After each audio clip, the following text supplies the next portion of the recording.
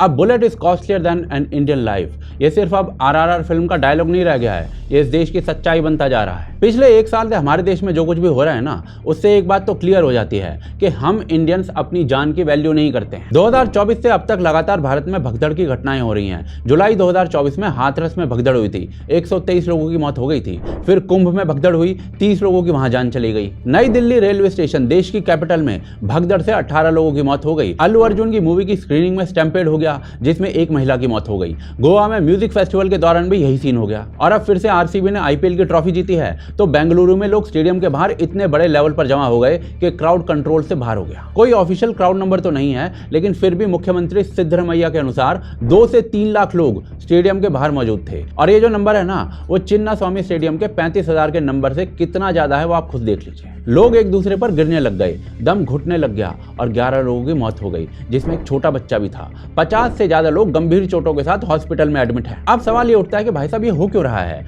आप ये लिस्ट देखो, पिछले कई बड़े स्टैम्पेड्स की लिस्ट में कोई भी डेवलपिंग कंट्री या डेवलप्ड कंट्री का नाम नहीं है, इकलौता भारत उसमें शामिल है। इनफैक्ट पूरी दुनिया के पिछले 5 बड़े स्टैम्पेड जो हैं वो भारत में हुए हैं। क्या ये सिर्फ एक्सीडेंट्स हैं? नहीं, ये एक नेशनल फेलियर है। Poor crowd control, zero accountability और टोटल एपैथी। पश्चिमी देशों में ना पर स्क्वायर मीटर ऑक्यूपेंसी के स्ट्रिक्ट गाइडलाइंस होते हैं। आइडली 1 से 1.5 यानी 1 से 1.5 लोग प्रति वर्ग मीटर मैनेजेबल माने जाते हैं। इवन 2 या 3 तक भी मैनेजेबल माना जाता है। लेकिन भारत में ये जो संख्या है ना, वो करीब 5 और कई बार तो 7 से 8 तक पहुंच जाती है, जो सीधा मौत को न्योता है। अर्जेंटीना ने जब फीफा वर्ल्ड कप जीता था, तब 5 मिलियन लोग सड़क पर उतर गए थे, लेकिन एक भी मौत नहीं हुई। क्यों?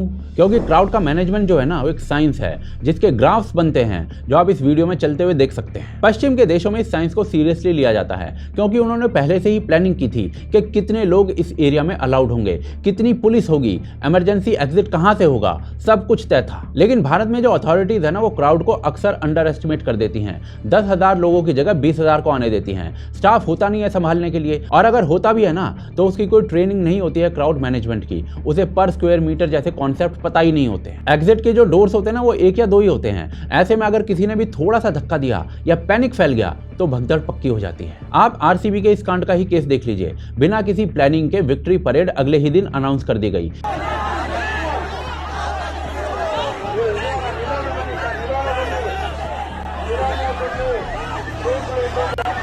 BCCI तक को इस परेड के बारे में इन्फॉर्म नहीं किया गया था, तो आप समझ लीजिए कि कितनी प्लानिंग के साथ इसको ऑर्गेनाइज किया गया होगा। IPL के चेयरमैन कह रहे हैं कि उनको तो कुछ पता ही नहीं था। इस परेड को बिना किसी प्लानिंग के ऑर्गेनाइज किया गया था और BCCI को इसको पता तक नहीं था। यानी कि top government officials including CM और डिप्टी CM जहां पर मौजूद हैं, वहां कोई प्लानिंग ही नहीं थी ढंग की। कुछ रिपोर्ट्स तो यहां तक आ रही हैं कि बेंगलुरु पुलिस ने मना किया था कि परेड ना निकाली जाए, लेकिन फिर भी कर्नाटका गवर्नमेंट और RCB मैनेजमेंट द्वारा ये परेड जबरदस्ती कंडक्ट करवाने का प्रेशर बना दिया गया। लेकिन लास्ट हमारे सहयोगी वहां पे थे और सगे जो हमारे वहां के रिपोर्टर हैं, उन्होंने बताया था कि पुलिस ने मना कर दिया था।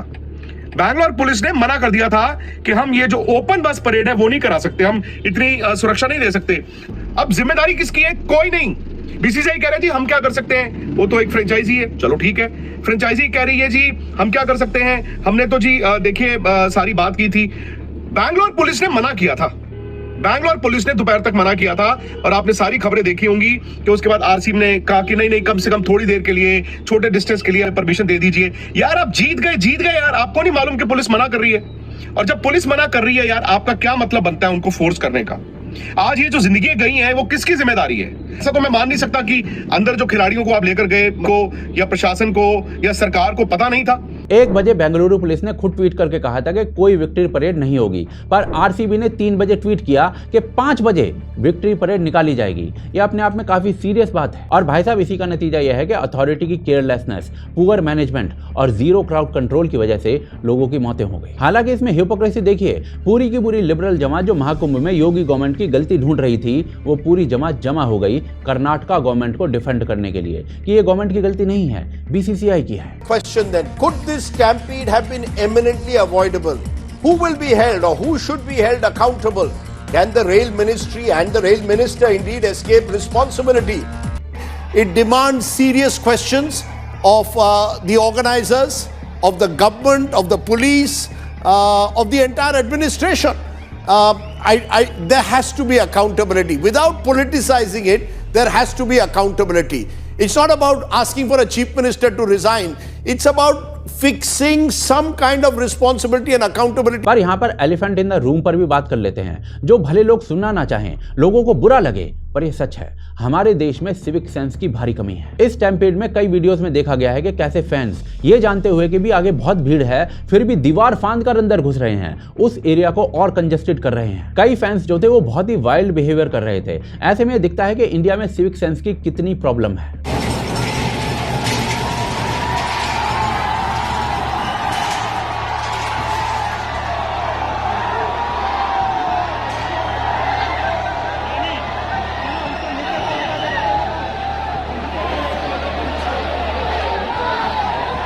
वहीं आज की डेट में हम जापान से अपना जीडीपी में कंपैरिजन कर रहे हैं, हम उससे आगे बढ़ चुके हैं। तो भाई साहब थोड़ा सिविक सेंस में भी तो कंपेयर करें। जापान में लोग डिसिप्लिन में चलते हैं, क्यूज बनाते हैं। 2001 में जापान में एक बहुत मेजर स्टैम्पेड हुआ था जिसमें 11 लोगों की मौत हो गई थी और 180 से ज्यादा इंजर्ड हो गए थे। और उसके बाद से लोगों ने प्रिकॉशंस लेना चालू कर दिया, सिक्योरिटी मेजर्स लिए गए और नतीजा ये हुआ कि उसके बाद से आज तक जापान में कोई भी मेजर स्टैम्पेड का केस नहीं हुआ है, क्योंकि उनके लोगों ने लेसन लिया। पर भारत के अंदर ये लेसन नहीं लिए जाते हैं। ना जाने कितने ही स्टैम्पेड भारत के अंदर हो चुके हैं, लेकिन अगले ही दिन फिर से भारत के अंदर भीड़ जो है वो डायरेक्शनलेस ऑर्गेनिज्म की तरह बिहेव करती है, बिना डायरेक्शन के, बिना जिम्मेदारी के। चलिए माना कि लोगों का नेचुरल रिएक्शन होता है कि वो अपनी टीम की जीत को सेलिब्रेट करें। 18 साल बाद आरसीबी ने ट्रॉफी जीती है, फैंस चाहते थे कि वो इस सेलिब्रेशन का हिस्सा बने और ये जो एक्साइटमेंट है वो स्पोर्ट्स विक्ट्री में बिल्कुल नेचुरल है। ऐसे स्पोर्ट्स सेलिब्रेशन यूएस से लेकर यूरोप तक हर जगह होते हैं, पर एक सिविक डिसिप्लिन के साथ। 21st सेंचुरी में इन देशों में स्टैम्पेड जैसी घटनाएं ना के बराबर हैं और भारत में हर साल कई हो रही हैं। स्पोर्ट्स विक्ट्री भारत में भी सेलिब्रेट होनी चाहिए, लेकिन क्या हम इतने होश खो देंगे कि अपनी जान पर बनाए? लोग अपनी टीम, अपने हीरोज, अपने एक्टर्स के लिए इतने पागल हो जाते हैं कि लिटरली होश खो बैठते हैं। एक्टर्स के घर के बाहर 100 दिन बैठे रहते हैं ताकि वो दर्शन दे दे। कई लोग तो सैकड़ों किलोमीटर पैदल चलकर अपने फेवरेट एक्टर के घर तक आ जाते हैं। वी नीड टू अंडरस्टैंड कि खेल और मूवीज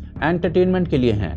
एक्टर्स और स्पोर्ट्स स्टार जो है ना, उनकी पूजा नहीं की जाती, उन्हें एडमायर करते हुए इंस्पिरेशन ली जाती है। इस स्टैम्पेड का एक मेजर रीजन ये भी है कि लोग क्राउड को देखकर भी आगे बढ़ते जा रहे थे। इसके अलावा जब स्टेडियम के बाहर लोग मर रहे थे ना, स्टेडियम के अंदर आरसीबी मैनेजमेंट और कर्नाटका गवर्नमेंट सेलिब्रेशंस कर रही थी। क्या ये स्टूपिडिटी जस्टिफाइड है? लेकिन यहाँ पर ना सिर्फ क्राउड को ब्लेम करना वैसा ही होगा जैसा आप विक्टिम को ही क्राइम के लिए ब्लेम कर दें। It is not entirely crowd fault. यहाँ अथॉरिटीज की भी उतनी ही बड़ी गलती है। प्रॉब्लम भाई साहब सिर्फ इतनी नहीं है कि event management, crowd management fail हो रहा है। प्रॉब्लम ये भी है कि ज्यादातर केसेस में अथॉरिटीज की कभी अकाउंटेबिलिटी बनती ही नहीं है। क्या आखिर इतना पुअर क्राउड मैनेजमेंट हुआ कैसे? भारत में ना जाने कितने ही ऐसे एग्जाम्पल हैं जहाँ अथॉरिटीज ने बहुत अच्छे से क्राउड को मैनेज किया है, डिस्पाइट कि वहाँ मिलियंस ऑफ लोग आए हैं। आप उड़ीसा में होने वाली हर साल की रथ यात्रा देख लो या फिर पिछले साल की मरीन ड्राइव की परेड देख लो। पर अपना सवाल ये उठता है कि ऐसे में हमें करना क्या चाहिए कि फ्यूचर में ऐसे केसेस ना हो। देखिए, सबसे पहले जो ऑर्गेनाइजर है ना, उन पर रिस्पॉन्सिबिलिटी आती है कि लोगों की मूवमेंट को वो कंट्रोल करे। लोगों की पर स्क्वायर मीटर ऑक्यूपेंसी जो है वो ज्यादा नहीं होनी चाहिए। हमारे नेशनल लेवल पर कोई फ्रेमवर्क नहीं है,